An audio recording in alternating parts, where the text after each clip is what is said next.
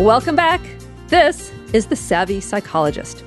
I'm Dr. Ellen Hendrickson, and every week I'll help you meet life's challenges with evidence-based research, a sympathetic ear, and zero judgment. From ill-advised Hollywood marriages to good old oil and water, separation is an inevitable part of life. And so it is with separation anxiety. Virtually every toddler goes through a totally normal developmental stage where being away from a primary caregiver is met with tears and clinging that falls somewhere between baby koala and laundry with no dryer sheet. And it makes total sense. Of course, a child would get upset about being away from the person who takes care of them. But all the fuss usually subsides by about age 2. Now, usually doesn't mean always.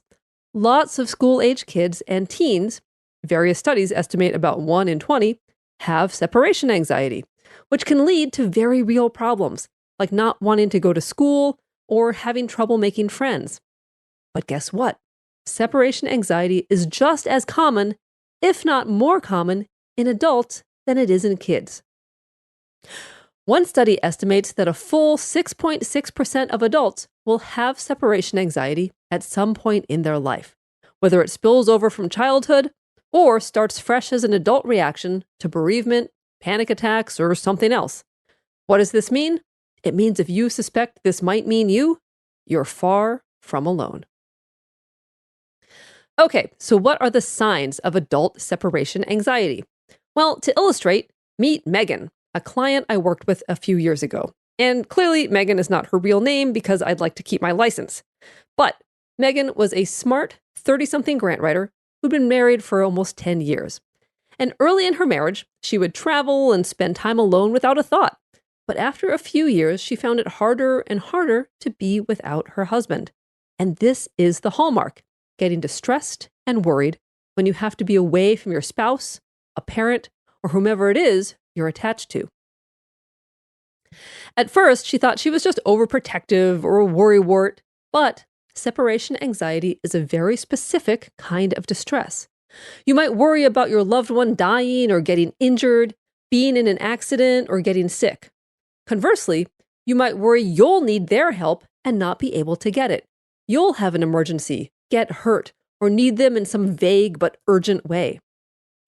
Now, in addition to worries about disaster, there are also other telltale signs. For instance, going to sleep is particularly hard if your partner isn't there. And to add insult to injury, you often have insomnia or separation-themed nightmares. To top it off, you probably have physical symptoms before you have to be apart, like headaches or GI problems. Now, for Megan, nothing traumatic happened to start her worry that something bad might happen to her husband or to her. There was no near-death experience, no heart-stopping, I thought I'd lost you forever moment. The closest she could come to pinpointing a starting line was an out-of-the-blue panic attack she had before boarding a plane for a business trip a few years before. She didn't think much of it at the time, but over the years, her anxiety got to the point where she couldn't travel for work or get away for a weekend with friends. Worse, when her husband had to travel, Megan would have GI problems for days, and then she would have to use her vacation time to go stay with her rightfully baffled parents. Her situation wasn't working for anyone, especially Megan. But for Megan, and for the millions of adults with separation anxiety, the worst part wasn't even the symptoms. It was the embarrassment. It's humiliating to disclose that you're a grown-up who can't be away from your partner or your parents. And for the 43% of adults whose fears developed after age 18, it's really hard to reconcile your logical brain, which makes you feel ridiculous, and your fear, which is very real and very convincing. Okay, so now, what to do about separation anxiety? Well, luckily, there are lots of things to try. So start with these 5 tips. Tip number 1 is get really specific. Now, the overarching theme of separation anxiety is uncertainty. This is the constant what-ifing that never seems to end. What if something bad happens? What if I need help and no one's around? What if there's a problem and she needs me? I've said it before, and I'll say it again. Anxiety is vague. When your brain worries that, quote, something bad might happen, ask it to be more specific. What specifically are you worried about? Sometimes there's nothing, which can be a surprising relief. But other times, there is a more specific fear. And once you whittle it down to a concrete what if, you can move on to tip number 2, which is answer the question. Your anxiety intends your what if questions to be rhetorical, but instead, try answering them. What if there's a hurricane, his plane can't take off, and he's stuck? Well, then he'd probably seek shelter in the airport, follow any emergency procedures, and have a few margaritas while he bonds with fellow stranded passengers. What if I get sick while my partner's away? Well, you'd call your doctor, or worst case scenario, an ambulance. Answering the question does one of 2 things. If your worries are about harm befalling your partner, it moves your imaginary worst case scenario onward to something safer and less anxiety-provoking. If your worries are about harm befalling you, answering the question gives you a plan of action. This is important because anxiety tries its hardest to convince you you're not capable. By answering the question and coming up with a plan, you fight back by showing anxiety you can handle whatever it throws at you. Tip number 3 is shift from what could happen to what's happening right now.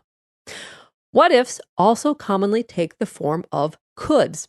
There could be a storm and his plane will crash. There could be a drunk driver on the road as she drives home. I could have a stroke and not be able to speak or get help. All these things are true. There could indeed be a disaster. But instead, shift your focus to what's happening right at this moment. I am currently safe. I am brushing my teeth and getting ready for bed in my apartment. I'm letting my mind spin with worry while absently petting my dog. Essentially, this is mindfulness. Reel your mind in from the imaginary future and settle it on the very real here and now. Pay attention to what you're actually doing, not to improbable catastrophe. Brush your teeth. Pet your dog. Focus on where you are, not where your mind wants to take you. Tip number 4 is stop asking your anxiety if you're okay. So, interestingly, one study found that almost half of adults with panic disorder, that is, fear of having another panic attack, also have adult separation anxiety disorder. Let me say that again. In their sample, fully half of people with panic also had separation anxiety. That's a lot of people. And this made sense when I thought about it. Lots of people who are worried about panicking keep close to their nearest and dearests. It makes them feel safer. But what's going on here? Why might so many people with panic also have separation anxiety? Well, there's no definitive answer, but it's possible that both problems are driven by over-interpreting your own body signals. Here's what I mean. The hallmark of panic is misinterpreting body sensations as dangerous. Your heart may start to pound for no apparent reason, or you'll randomly feel a little lightheaded, but then your brain overinterprets these random but totally normal blips and bloops of your body and concludes you're in real danger, which in turn triggers fight or flight, which ironically amplifies your anxiety and kickstarts a panic attack. In a rather torturous study, researchers had adults with panic, adults with separation anxiety, and a control group breathe in a mixture of regular air and 35% carbon dioxide, which is fairly unpleasant and can make you feel like you can't breathe or are even suffocating. Now, a full 55% of the people diagnosed with panic had a panic attack as a result, but so did almost as many of the people with separation anxiety, 52%. And in the unlucky few who had both disorders, 69% had an attack. By contrast, in the comparison group, only 18% had an attack. Now, the researchers concluded that an underlying hypersensitivity to potentially alarming body sensations, known to be a problem in panic, may also be true for separation. And I hope they also concluded that they had better pay their participants a wheelbarrow full of money for being willing to endure a panic attack. Anyway, if you are scared to be alone, this is one place where you don't want to take the advice of listen to your body. Remind yourself that your body may not be a credible source of information when you're scared. And finally, tip number 5. Of course, practice. Practice being by yourself. And start out slowly. Practice being apart for a few hours, then overnight, and then a day. Send your partner to stay with a trusted friend, or offer to house sit when a relative goes on vacation. When you're alone, plan things to do that will help you cope, but also be willing to be anxious. The first few times are always the hardest, but it gets easier every time. So, if you're sick of having to stick by your partner, get specific, answer your own what ifs, pay attention to the here and now rather than the imaginary future, and for heaven's sake, stop asking your anxiety if you're okay. With all that, you and whoever you rely on can go the way of light and dark laundry, be separated, and then happily reunite. Thank you so much for making The Savvy Psychologist a part of your life. Never miss a thing when you sign up for the newsletter at quickanddirtytips.com/newsletters or subscribe to the podcast on iTunes or Stitcher. You can also listen on Spotify, follow on Twitter at QDT Savvy Psych, or like on Facebook, where there are always links to episodes no longer available on iTunes. I'm Dr. Ellen Hendrickson, and The Savvy Psychologist is strictly for informational purposes and doesn't substitute for mental health care from a licensed professional. Have a wonderful week, and I will see you all next Friday for a happier, healthier mind.